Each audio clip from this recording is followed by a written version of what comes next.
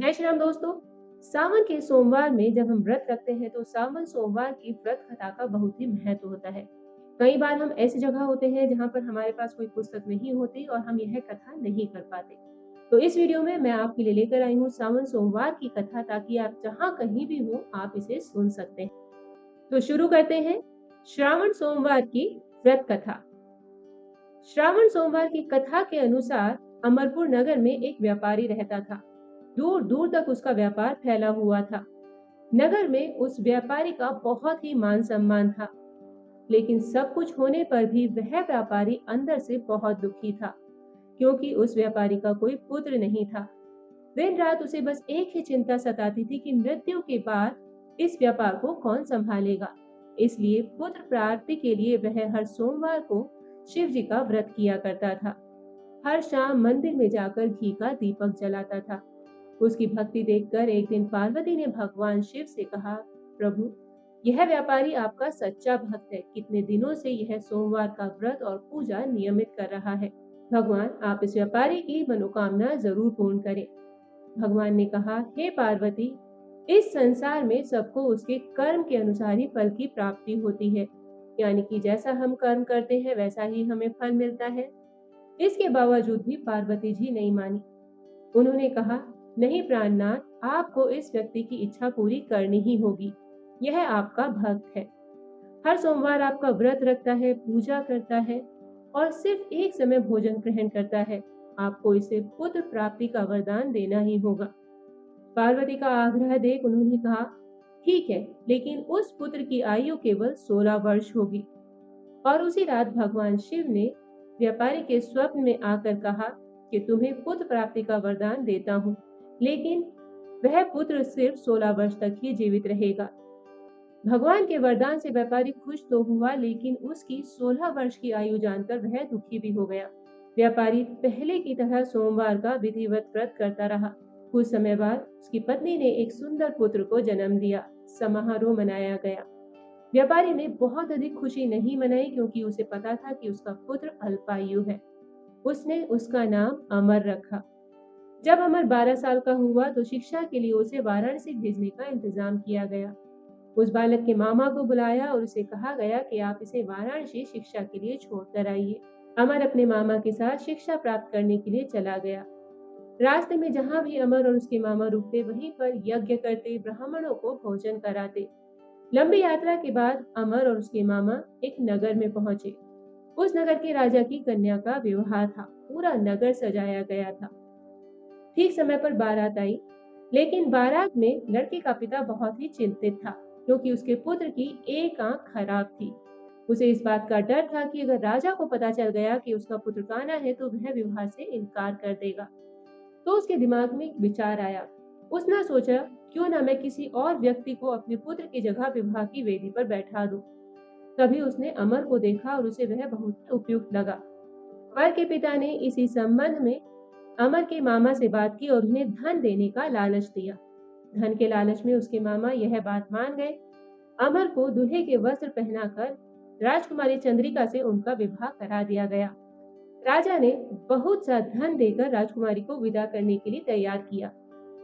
अमर सच को छिपा नहीं सका। उसने राजकुमारी की चुनरी पर लिख दिया कि राजकुमारी चंद्रिका, तुम्हारा विवाह तो मेरे साथ हुआ है, लेकिन मैं तो वाराणसी शिक्षा प्राप्त करने के लिए जा रहा हूँ।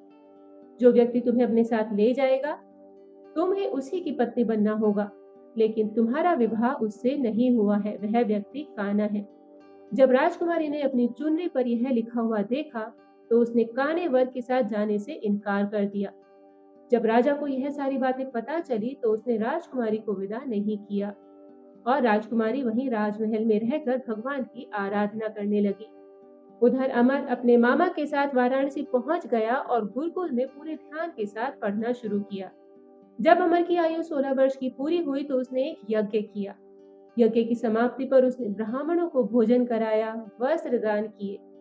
उस रात जब अमर अपने शयन कक्ष में सो रहा था तो शिव के वरदान के कारण सोते समय ही यमराज उसके प्राण ले गए। सूर्य उदय पर जब उसके मामा ने देखा कि अमर मृत है तो वह रोने लगे। आसपास के लोग भी इकट्ठा हुए और दुख प्रकट करने लगे। मामा के रोने और विलाप करने का स्वर समीप से गुजरते हुए भगवान शिव और माता पार्वती ने सुना। पार्वती जी ने कहा, प्राणनाथ, मुझसे इसके रोने का स्वर सहन नहीं हो रहा है। आप इस व्यक्ति के कष्ट को दूर करिए। भगवान शिव ने पार्वती जी के साथ अदृश्य रूप से समीप जाकर अमर को देखा। बोले, पार्वती, यह तो उसी व्यापारी का पुत्र है। मैंने इसे 16 वर्ष की आयु का वरदान दिया था। इसकी आयु तो पूरी हो गई है। पार्वती ने फिर भगवान शिव से निवेदन किया कि हे प्रभु, आप इस लड़के को जीवित करें, नहीं तो इसके माता पिता अपने पुत्र की मृत्यु के कारण अपने प्राण त्याग देंगे। लड़के का पिता तो आपका परम भक्त है, वर्षों से सोमवार के व्रत को कर रहा है और पूरे श्रद्धा से कर रहा है। पार्वती जी के आग्रह करने पर भगवान शिव ने उस लड़के को जीवित होने का वरदान दे दिया और कुछ ही पलों में वह जीवित होकर बैठ गया। उसकी शिक्षा समाप्त हो चुकी थी, इसलिए अमर अपने मामा के साथ नगर की ओर चल दिया। दोनों वापस चलते चलते उसी नगर में पहुंचे जहां उसका विवाह हुआ था। उस नगर में भी अमर ने यज्ञ का आयोजन किया। समीप से गुजरते हुए राजा ने यज्ञ का आयोजन देखा। राजा ने अमर को तुरंत पहचान लिया।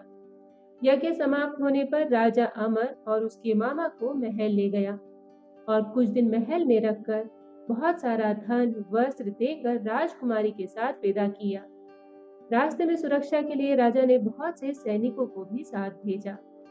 जब अमर अपने नगर पहुंचा तो उसने एक दूत को अपने घर भेजकर अपने आगमन की सूचना भेजी। अपने बेटे अमर के जीवित वापस पहुंचने की सूचना पाकर व्यापारी बहुत ही प्रसन्न हुआ।